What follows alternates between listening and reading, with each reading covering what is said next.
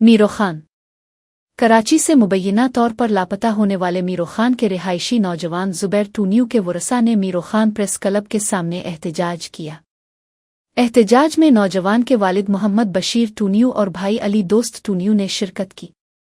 वरसा का कहना है कि ज़ुबैर 14 दिसंबर को कराची के इलाके मालीर से काम के दौरान ज़बरदस्ती ले जाया गया और 9 दिन गुजरने के बावजूद उसकी गिरफ्तारी मंजर आम पर नहीं आई, जिससे अहल खाना शदीद परेशान हैं और उन्हें खदशा है कि ज़ुबैर को नुकसान पहुंच सकता है। मोहम्मद बशीर टूनियो ने बताया कि ज़ुबैर गुज़िश्ता 8 साल से कराची में पान बेचने का काम कर रहा है और उसकी मेहनत से घर के किराया और दीगर अखराजात पूरे होते थे।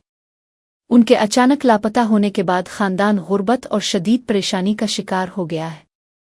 वरसा ने हुकूमत, IG सिंध और कानून नाफिज करने वाले इदारों से अपील की कि ज़ुबैर टूनियो की गिरफ्तारी को मंजर आम पर लाया जाए और अगर उसके खिलाफ कोई मुकदमा है तो कानूनी कार्रवाई के तहत इसे फौरी इंसाफ फराहम किया जाए।